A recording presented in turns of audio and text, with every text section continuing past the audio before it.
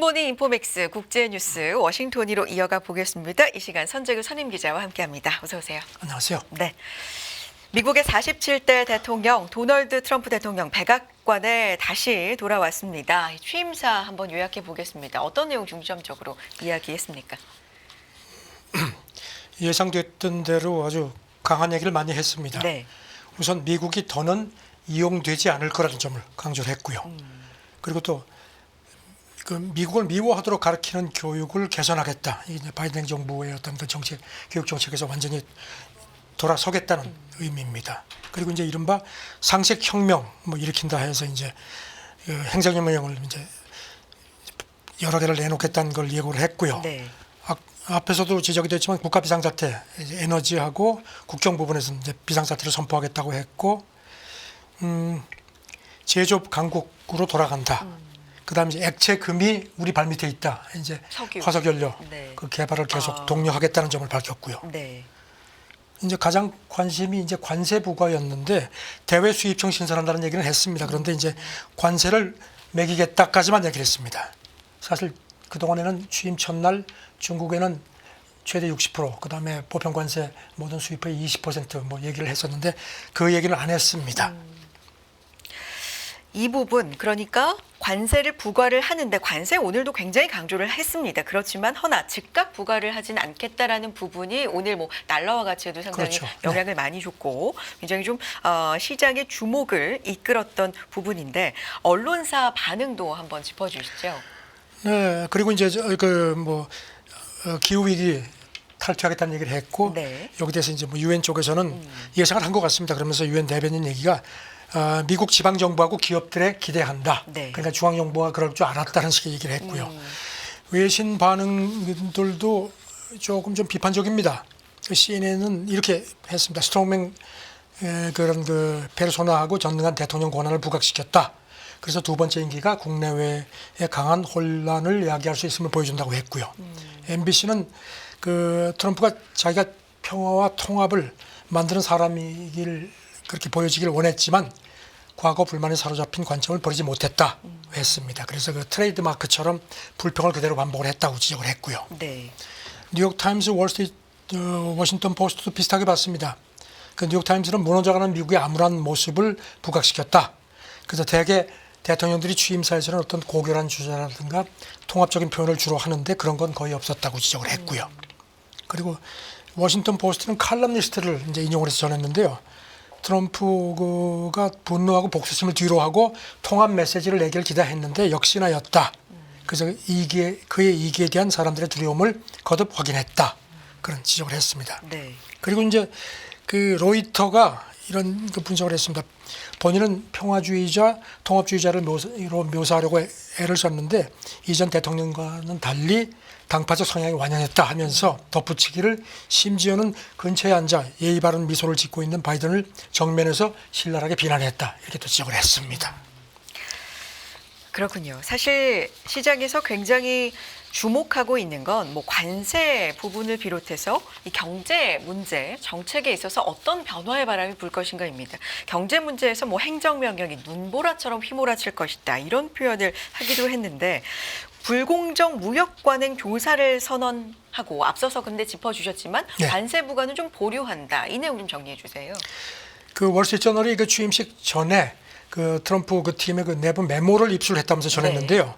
그 추가 관세 부과하는 걸 일단 보류한 걸로 그렇게 이제 보도를 했고요.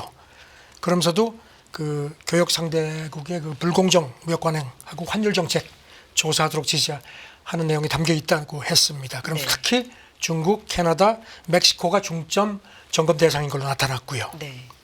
그래서 지금 여기 대해서 이렇게 그 관세 부과를 일단 취임사에서 관세를 매긴다 하면서 구체적인 내용을 하지 않은 것이 월스트리트저널 분석은 그 트럼프 참모진 가운데서 여전히 관세 부과의 장단점에 대한 그 격렬한 논쟁이 이어지고 있는 것을 뒷받침하는 거다 이렇게 지적을 했습니다. 그런 분석이 또 나올 수 있군요. 일단 관세에 대한 의지는 계속해서 강조를 하고 있지만 이게 첫날부터 예상과는 다르게 당장은 하지 않을 것이다라는 보도가 나온 것은 그 안에서도 아직도 이견이 좀 있다. 네, 그런 분석입니다. 그리고 이제 방금 들은 걸 보니까 네. 그 트럼프가 취임식하고 나서 그 지금 이제 카터 전 대통령 그 애도 기간이라서 지금 백악관에서 조기가 걸려 있는데 정상 개항을 지시를 했다고 합니다. 그게 상당히 좀 못마땅했던 모양입니다. 아, 트럼프답습니다. 네. 알겠습니다. 그래서 이 핵심 보좌관은 또 메모에 대해서 통상 정책 방향을 신중하게 제시하려는 시도다. 이런 네, 분석도 그렇게 또 분석을 했네요. 합니다. 알겠습니다. 다음 내용도 넘어가 보겠습니다. 유럽연합 얘긴데요. 이 트럼프 대통령이 무역 전쟁을 벌이면 방위비 증액이 불가능하다. 이건 약간 경고성 메시지인가요? 유럽 연합의 그 산업 전략 담당 수석 부집행위원장이 어제 프랑스 라디오하고 대담을 했는데요. 그 유럽이 방위비 지출을 늘려야 한다는 그런 원칙에는 동의한다. 하지만 무역 전쟁이 벌어진다면은 그렇게 할 수 없지 않느냐 이렇게 또 지적을 했습니다. 네. 그러면서 우크라이나 지원 부담이 지금 큰데 그런 엄청난 비용을 우리가 지고 있는데 거기다가 무역 전쟁까지 촉발되면은 우리가 어떻게 하란 말이냐는 식의 좀 불만을 드러냈습니다. 네. 구체적으로 어떻게 얘기했는지 또 알려주세요. GDP의 3% 이상으로 늘릴 수 없다. 이렇게 못을 박은 겁니까? 네, 그 유럽 방위비 목표치와 관련해서 지금 영내 모든 나라 예산이 빠듯하다. 그래서 방위비를 국내 총생산의 3% 이상으로 늘릴 수 없는 입장이라는 점을 강조를 했습니다. 지금 트럼프 대통령 주장은 5%죠. 최근에 와서는 5%를 했는데 이걸 이제 우회적으로 비판한 겁니다. 그동안에 뭐 나토 유럽 회원국들 안보 무임승차 거듭 비판하다가 이제 지난 7일이죠. GDP 5%까지 늘리도록 압박을 했었습니다. 네. 그런데 지금 보면은 나토는 지금 현행 그 방위비 목표치가 GDP의 2%. 근데 지금 5%는 두 배가 넘는 거죠. 그리고 네. 미국 같은 경우도 지금 3.3%대이니까 미국의 방위비 비율보다도 더 높다는 점을 의신들이 지적을 했습니다. 그렇군요. 방위비에 대해서는 우리나라도 계속해서 좀 얘기를 나눠볼 필요가 있는 굉장히 중요한 부분인데 다음 얘기도 넘어가 보겠습니다. 중국 언론 반응도 소개해 주시죠. 사실 시진핑 주석한테 초대장은 갔지만 이제 참석은 안 했어요. 이 부분도 상당히 좀 초대장이 간 거 자체가 이례적이다라는 평가도 나오고요. 어쨌든 이제 두 사람이 통화를 했죠. 그렇죠. 그리고 또 한정 국가 부주석이 왔으니까 나름 뭐 중국으로서는 이유를 갖춘 셈인데 네.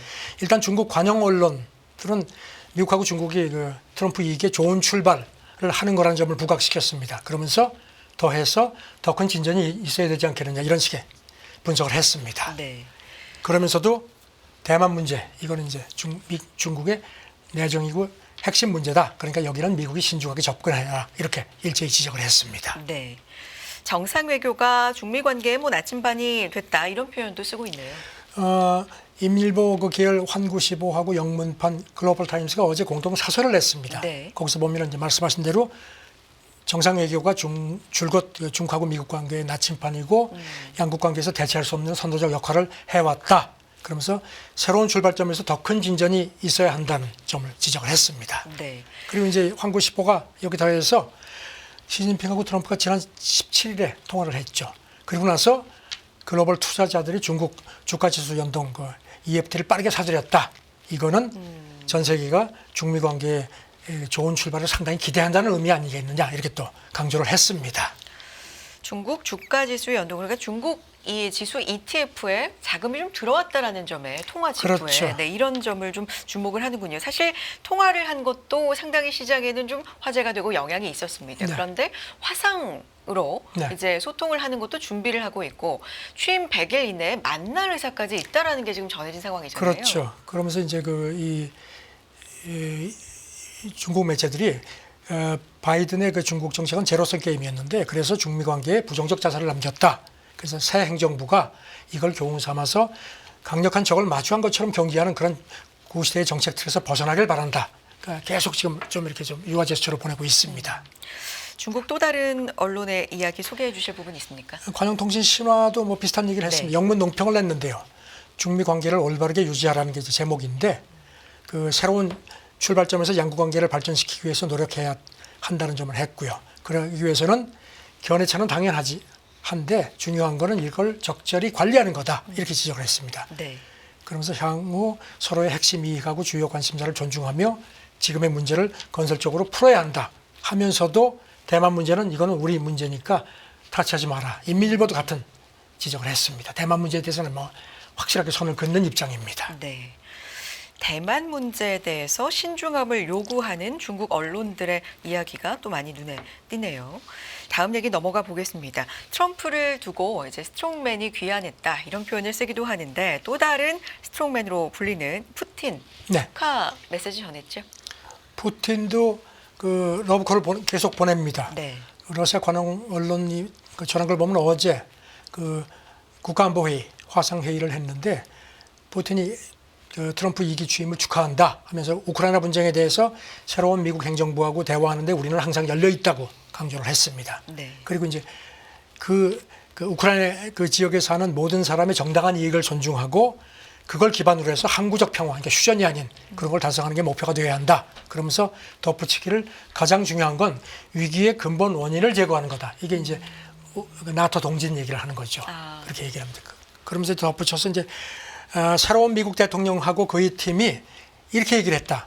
우리 잘못이 아니라 퇴임하는 행정부 때문에 중단된 러시아와의 직접 접촉을 복원하고 싶다고 말하는 걸 내가 들었다. 그리고 3차 대전을 막기 위해서 모든 걸 다 할 수 있다는 얘기도 했다. 환영한다. 이렇게 또 강조를 했습니다. 네. 미국 정부와 대화를 거부한 적이 없고 항상 뭐 협력할 준비가 돼 있다. 일단은 좀 유화적인 제스처를 계속 그리고 또 보내네요. 푸틴이 네. 덧붙이기를 트럼프 하고 핵무기 문제도 논의할 수 있다. 이렇게 얘기를 했습니다. 열려 있다는 점을 계속 강조를 했습니다. 네. 이와 관련해서 미국 쪽의 반응이라든지 뭐 언론 보도가 어떻게 나오고 있습니까? CNN은 그 트럼프가 취임하고 나서 며칠 안에 푸틴하고 통화할 수 있도록 그 조율을 하라고 참모진한테 지시했다고 전했습니다. 그러면서 이미 국가안보팀이 며칠 전부터 이런 걸 준비를 해왔다는 점을 덧붙였고요. 네. 이거 관련해서 그 크렘린국을 15년 정도 취재했던 그 고참 러시아 기자가 어제 텔레그램에 글을 올렸는데 자기가 이제 그 크렘린궁하고 러시아 외무부를 취재해 보니까 두 정상회담이 한 3월 이후 정도 열릴 것 같다. 그렇게 봤습니다. 그리고 또 트럼프가 푸틴을 만나기 전에 중국부터 방문하지 않겠느냐는 그런 관측도 러시아 쪽에서 하고 있다고 덧붙였습니다. 네. 앞서 나온 보도로도 뭐 취임 100일 안에 중국 방문 네. 의사 뭐 이런 것도 보도로 지금 그렇죠. 나오고 있기 때문에 한 그쯤에 어디가 먼저가 될지 모르겠지만 어쨌든 전해주신 바로는 중국부터 방문할 수 있다. 그리고 이제 네. 그 모스크바 국립대학 교수는 그 이제 두 사람이 만나게 되면은 어디서 만나느냐? 네. 그것도 이제 제3국이 될 가능성이 높다고 얘기를 하면서 사우디나 에미리트 같은 중동국에서 만날 가능성이 크다고 자기는 본다고 했습니다. 그리고 CNN은 여기 더해서 스위스하고 세르비아도 자기들 나라에서 두 정상이 만나기를 기대한다 이렇게 하는데 글쎄요. 어떻게 시기와 장소가 어떻게 될지 이거는 당분간 계속 지켜봐야 될 것 같습니다. 알겠습니다. 자, 이렇게 되면요. 우리 경제 얘기를 안 할 수가 없는데요. 지금 정치적인 여러 상황과 또 트럼프 재집권 이런 이중 정치적 충격에 직면했다. 파이낸셜 타임스가 우리 경제에 대해서 이렇게 진단을 네, 했네요. 어제 진단을 했습니다. 네. 그 제목이 성장을 위한 고투, 정치적 충격이 경제적 근심을 더한다 이렇게 제목을 달았는데요.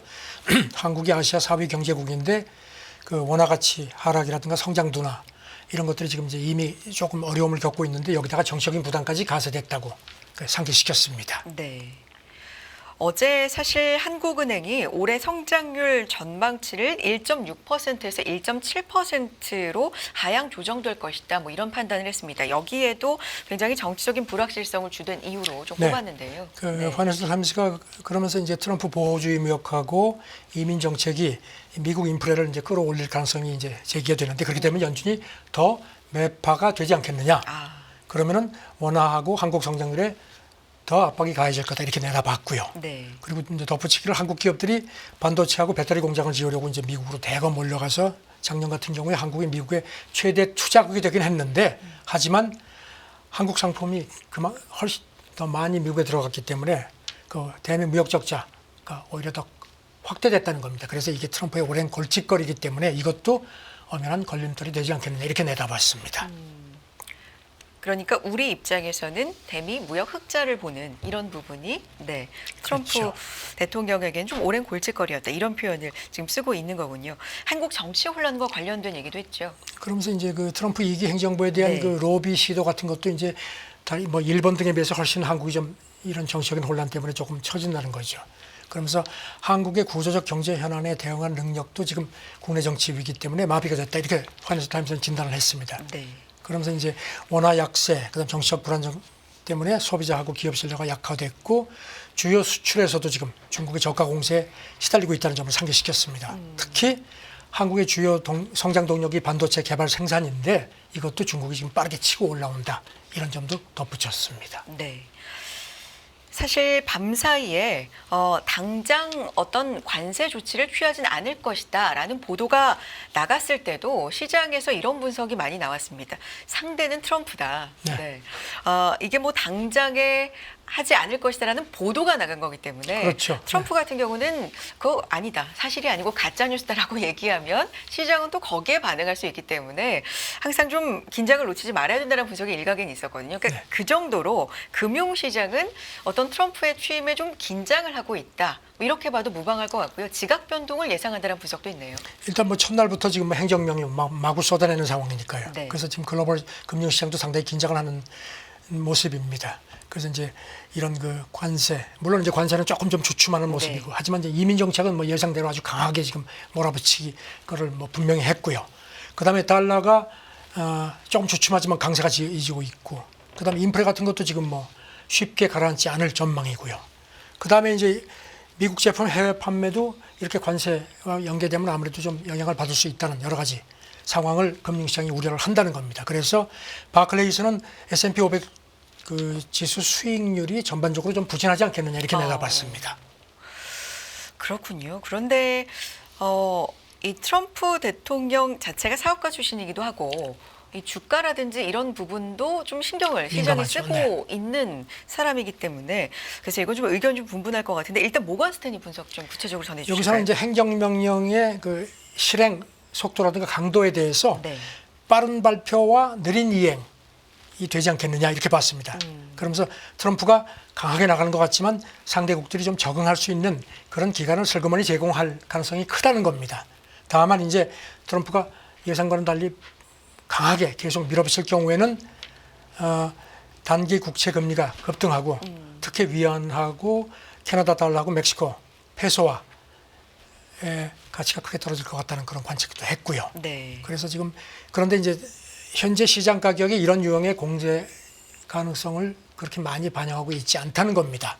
그래서 트럼프가 강하게 나갈 경우를 시장이 대비하는 게 좋겠다는 점도 덧붙였습니다. 네.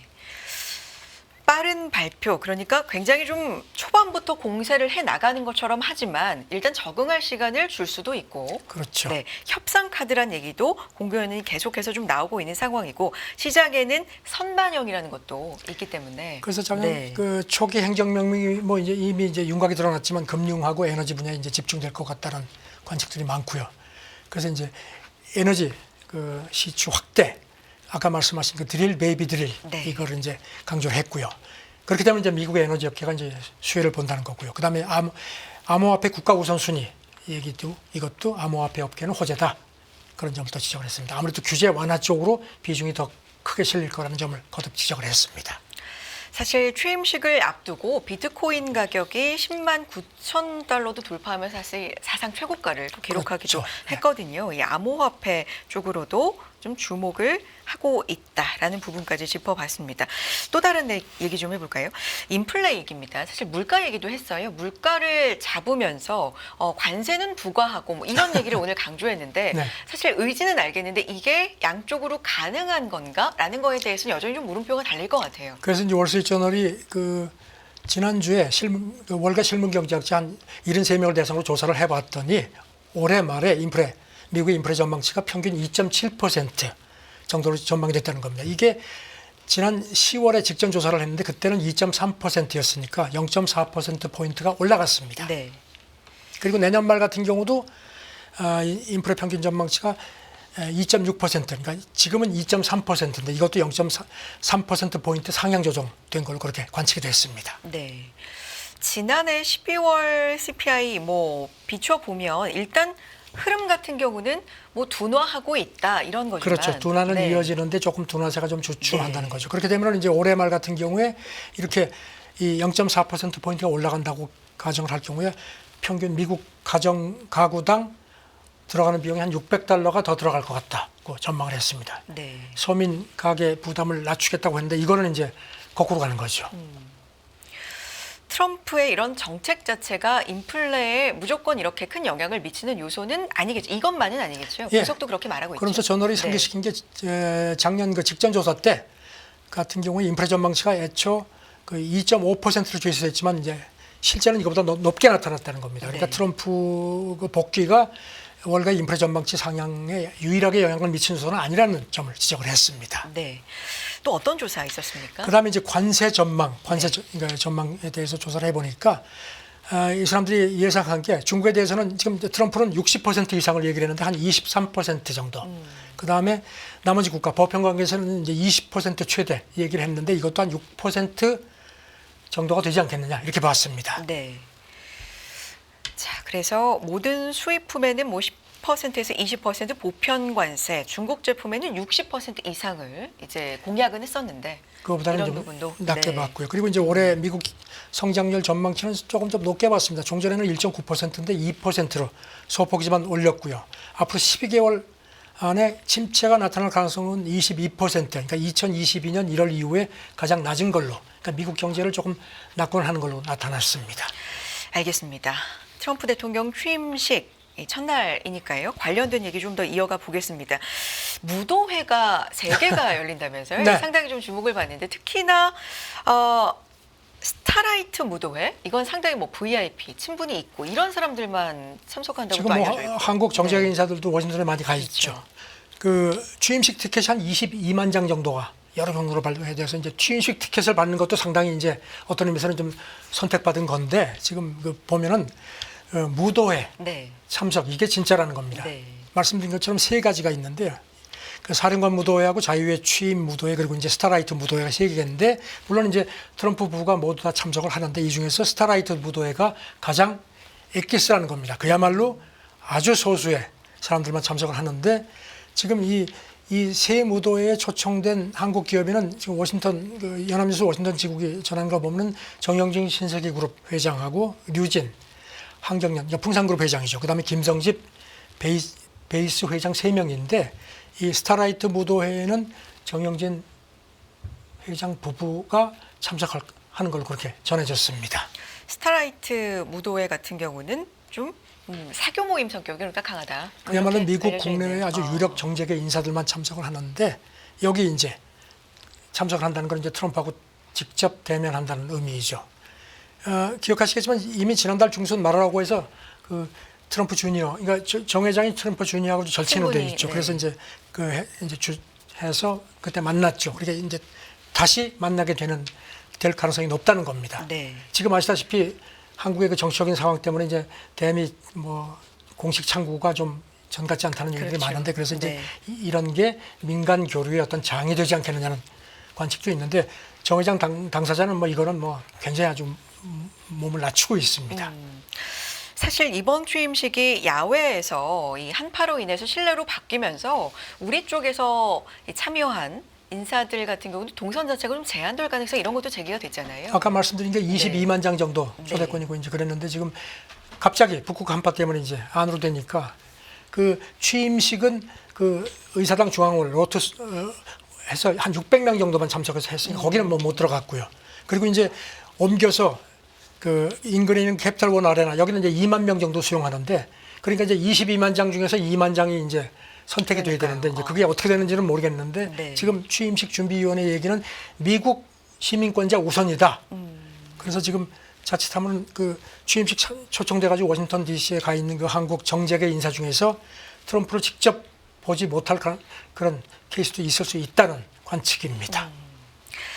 알겠습니다. 다음 얘기 해보겠습니다. 중국 같은 경우는 이제 트럼프 2기 시작이 됐는데 기업들이 인도와 동남아로 첨단 기술, 뭐 관련 인력, 장비 이런 것들을 이전하지 못하게 막았다. 이런 보도 나옵니다. 블룸버그가 여러 명의 소통을 이용해서 전했는데요. 네. 그 규제기관하고 지방정부에 대해서 인도, 동남아로 첨단 기술 인력 같은 거 보내지 마라. 이렇게 지침을 내렸다는 겁니다. 네. 그래서 지금 폭스콘, 애플 하청업체죠. 인도로 중국인 직원을 보내지도 못하고 그 공장에 그 중국에서 추가 특수기계도 전달하지 못했다는 겁니다. 그래서 지금 블룸버그는 인도가 그 미중 무역 갈등 속에서 애플의 대중 의존도를 낮추는 큰 역할을 해왔는데 조금 영향은 있다는 겁니다. 네. 그러고 보면은 지금 이 소통들 얘기는 그 중국도 지금 폭스콘이 다른 쪽으로 가는 걸 원치 않는다는 겁니다.